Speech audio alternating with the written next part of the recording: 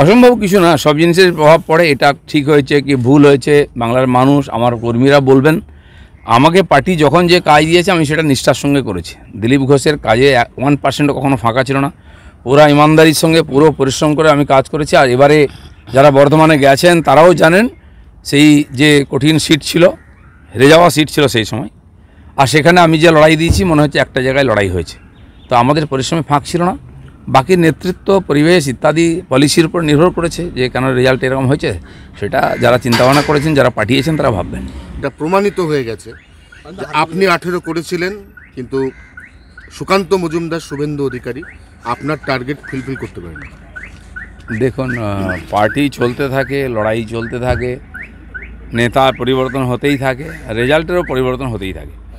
তো এটা ঠিক যে আমরা গত 21 অবধি এগিয়েছি, লড়াই করেছি, বহু কর্মী শহীদ হয়েছেন, ঘরছাড়া হয়েছেন, বাড়ি ভাঙা হয়েছে, পরিবারে অশান্তি হয়েছে পার্টি করার জন্য। প্রায় 250 কর্মীকে বলিদান দিতে হয়েছে। তার পরিণামে আমরা 18 সাংসদ এবং 77 MLA পেয়েছিলাম। কিন্তু যে কোনো কারণে হোক ওইখানে আমাদের গ্রোথটা আটকে গেছে। এবারে নির্বাচনেও ভোটের পার্সেন্টেজ একই আছে, যে 38 ছেড়ে দিয়েছিলাম আমরা 21 সালে। আর ভোট পার্সেন্টেজ 38 এবং সিট যা ছিল 77, আর বর্তমান সাংসদ গুণ করলে 7 দিয়ে প্রায় সেটাই দাঁড়ায়। তো আমরা এগোতে পারিনি এই গত 3-4 বছর। সেটা আজকে ভাবা দরকার আছে, কেন দাঁড়িয়ে গেছি এক জায়গায়। যে গতিতে আমরা এগোচ্ছিলাম সারা দেশেতে আলোচনার বিষয় ছিল, কর্মীদের মধ্যে উৎসাহ ছিল। এবারে আশাও করেছিলাম সবাই, কিন্তু আমার মনে হয় কোথাও না কোথাও ফাঁক থেকেছে, লড়াই সেভাবে হয়নি, সব কর্মীরা নামেনি। এটা নিয়ে চিন্তাভাবনা করার দরকার আছে। গতি যেন রুদ্ধ না হয়ে যায়, তাহলে তো কর্মীরা হতাশ হয়ে যাবেন।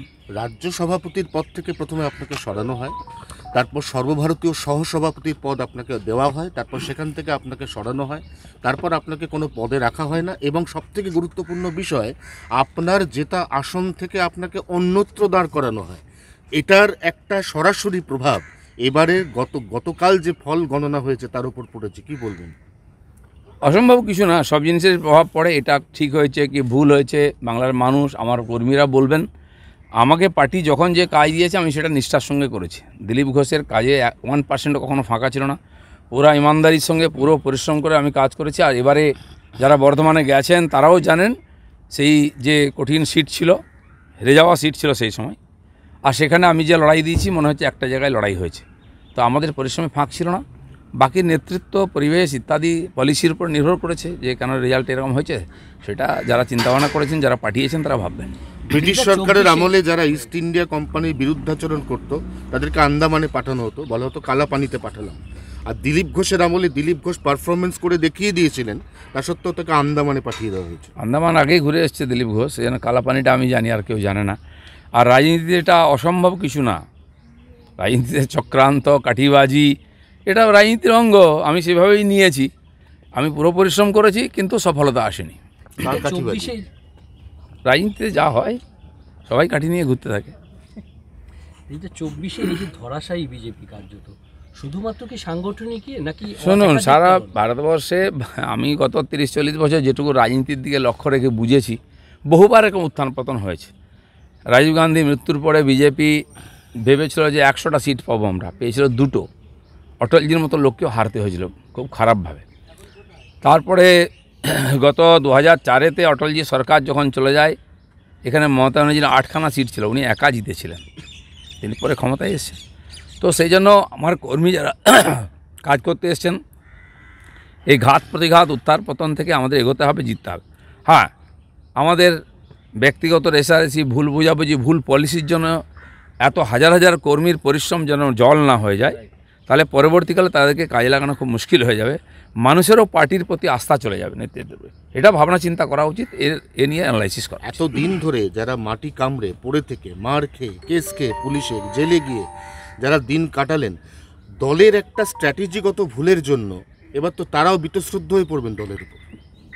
নেগেটিভ হলে তো হয় মন খারাপ। গত পোস্টপল ভায়োলেন্সের পরে বহু কার্যকর্তা বসে গেছিলেন, কিন্তু পার্টির কথা ভেবে সমস্ত ভুলে গিয়ে, বাড়িঘর ভাঙা, মার খাওয়া, কেস খাওয়া, জেলে যাওয়া সব ভুলে গিয়ে আবার লেগেছিল অনেকে। তারা কাল থেকে অনেকে ঘর ছাড়া। বর্ধমান পার্টি অফিসে 100-এর বেশি লোক কালকে এসে গেছে, যে আবার সেরকম, কারণ তারা সেই পরিস্থিতিটার সম্মুখীন হয়েছিল, সেই ভয়টা মনের মধ্যে আছে। আমাকে দেখে তারা বেরিয়েছিল। বহু জায়গায় এরকম হয়েছে। সেই পরিস্থিতি না হয় তাহলে আবার পার্টি 3-4 বছর পিছিয়ে যাবে, 5 বছর পিছিয়ে যাবে। সেটা খেয়াল করা উচিত, পার্টির ভাবা উচিত যে কর্মীরা পার্টির নেতাদের উপরে ভরসা করে বেরোয়, তারা যেন সংকটের সময় সঙ্গে পায়, এটা দেখা উচিত। রামলালা মন্দির যখন প্রতিষ্ঠা হলো তখন অনেকে বলতে শুরু করেছিলেন মোদি হচ্ছেন রামের অবতার। ফৈজাবাদ আসন যেখানে রামলালা মন্দির স্থাপিত হয়েছে 17,175 ভোটে বিজেপি হেরে গেছে। কেন এরকম হয়েছে এটা দেখা উচিত। রাম মন্দির আন্দোলন যখন শুরু হয় সেই সময়ও বিজেপি ওখানে জিততো না, সিপিআই জিতত, মিত্রসেন যাদব জিততেন। তো সেই সময় বিনয় কাটিয়ারকে নিয়ে আসে, তিনি আরএসএসের প্রচারক ছিলেন, সোজা তিনি আন্দোলনের মুখ ছিলেন, তাকে নিয়ে এসে জেতা হয়, তারপর থেকে আমরা জিতে এসেছি। কিন্তু রাম মন্দির নিয়ে এত বেশি আন্দোলন, রাম মন্দির বানিয়ে দেওয়া সব করার পরে কেন হেরেছি, আমার মনে হয় এটা একটা পৌরাণিক কারণও আছে। অযোধ্যার লোক রামকেই ছাড়েনি, সীতাকে বনবাসে পাঠিয়েছে তো মোদিকে। মমতা বন্দ্যোপাধ্যায় কালকে বার্তা দিয়েছেন নাইডু এবং নীতিশকে, আজ অভিষেক দিল্লি যাচ্ছেন। কিছুই অসম্ভব নয় রাজনীতিতে। আর নাইডু আর নীতিশবাবুর মতো পল্টুরাম যারা আছেন তাদের উপরে ভরসা করা তো বেমানি, আমরা দেখেছি, ঠকতে হয়েছে। কিন্তু রাজনীতি বাধ্যবাধকতা থাকে, তারা বিজেপির সমর্থনে জিতে আসেন আর বিজেপিকে ছেড়ে অন্যের সঙ্গে হাত মেলান। সেইটা আসবে কি না সেটা পার্টির সর্বোচ্চ নেতৃত্ব দেখবেন, দেখার লোক আছে আমাদের। আর মমতা ব্যানার্জির কথায় কেউ কোনোদিন বিশ্বাস করেনি। দাদা, সন্দেশখালি নিয়ে এই রাজ্যের প্রচারের মুখ হয়েছিল, ইস্যু হয়েছিল প্রধান, সেই সন্দেশখালিতেও দেখা গেল যে সন্দেশখালির যে জায়গা সেখানেও হারতে হলো। না, সন্দেশখালী বিধানসভায় বিজেপি জিতেছে, বসিরহাট লোকসভায় বিজেপি হেরেছে। দেখুন, সন্দেশখালীর আন্দোলনটা রাজনৈতিক আন্দোলন ছিল না প্রথম, ওখানকার সাধারণ মানুষ, আদিবাসী মানুষ, মহিলাদের অত্যাচারের বিরুদ্ধে আন্দোলন ছিল। পরে বিজেপি টেক আপ করেছে, লড়াই করেছে। যে কোনো রাজনৈতিক পার্টি করেই এ ধরনের আন্দোলনকে কাজে লাগায়। আমরা চেষ্টা করেছি তাদের ন্যায় দেওয়ার, সঙ্গে দাঁড়িয়েছি। টিএমসির চাপা দেওয়ার চেষ্টা করেছে, প্রচণ্ড অত্যাচার করেছে, কালকেও অত্যাচার হয়েছে। আগামী দিনে তারা ওইখানে থাকতে পারবে কিনা, সেই মহিলারা যারা আন্দোলন করেছে, এই পরিস্থিতি আছে। এই যে একটা ঐতিহাসিক ঘটনা এবং মহিলারা আন্দোলন করে সারা দেশের সামনে উদাহরণ প্রস্তুত করেছেন, এটা তো তার জন্য তাদেরকে স্যালুট করা উচিত।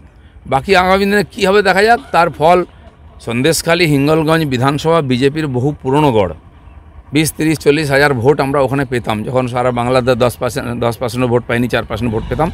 তো সেখানকার মানুষ আমাদের সঙ্গে ছিলই, আছেই, কিন্তু আরও ভালো হওয়া উচিত ছিল রেজাল্ট, সেটা হয়নি। সারা পশ্চিমবাংলা তথা ভারতবর্ষও নেগেটিভ হয়েছে, প্রমাণিত হয়ে গেছে। আপনি 18 করেছিলেন, কিন্তু সুকান্ত মজুমদার, শুভেন্দু অধিকারী আপনার টার্গেট ফুলফিল করতে পারেনি।